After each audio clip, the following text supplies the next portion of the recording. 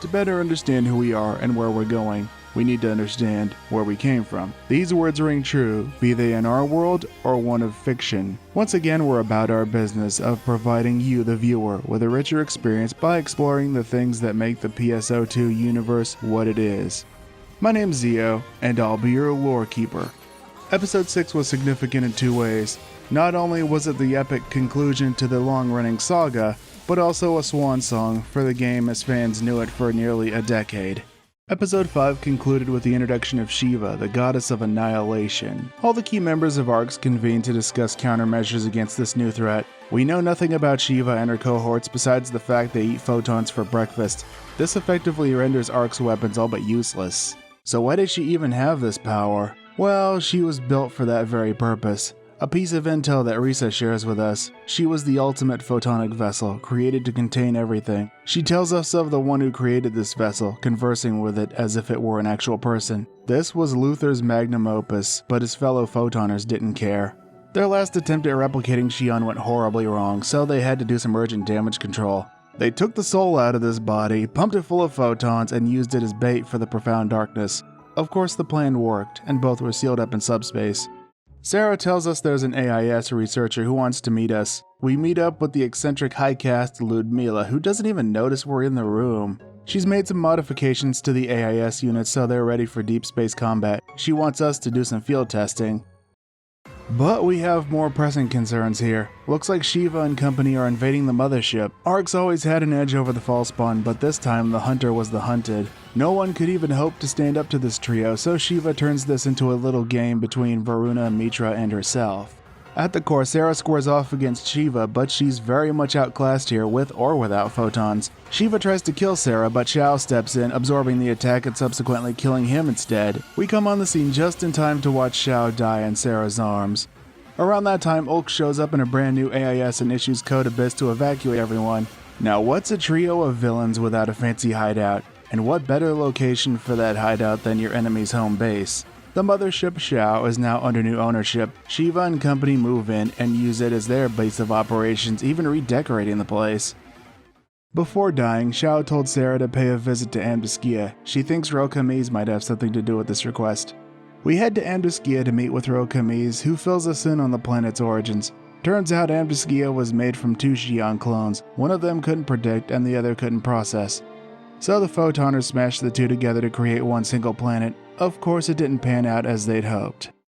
Deep in the heart of Amduskia, we ran into a group of Lumen mechs. The Photoners always got the jump on us, and this was no exception. This time Varuna's here, and he'd been watching us this whole time. We hold off Varuna while Sarah goes to wake up Xiao. ARCS wasn't finished yet, and neither was Xiao. The tide of battle was about to turn.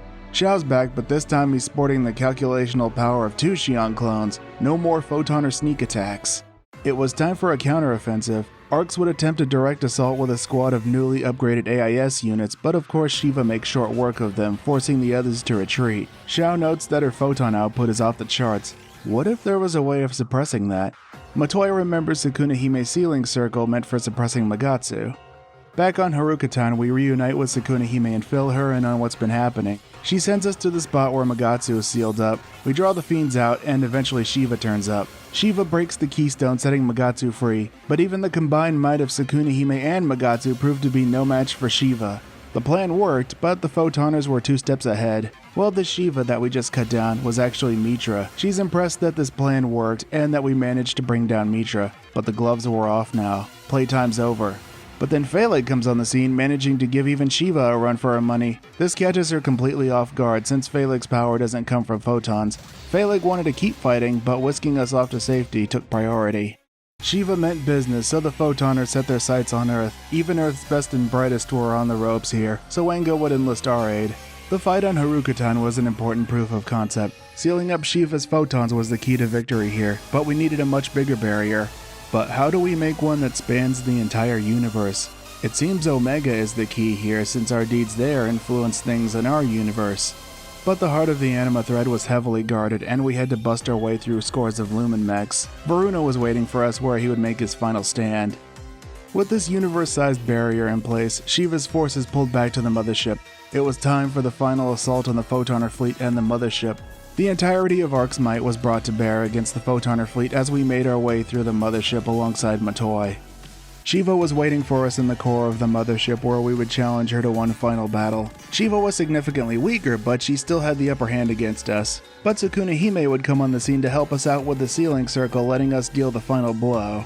Before dying, Shiva tells us there's no point to any of this. So long as photons exist, the cycle will continue forevermore. Shiva was gone and the profound darkness needed a new host. And our body was just right.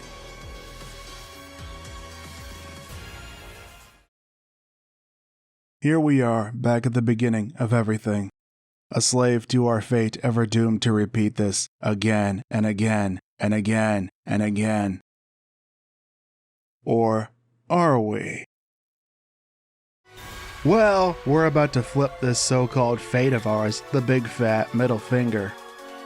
Hitsugi, Harriet, and Matoi would come to our side to separate this primordial fiend from us.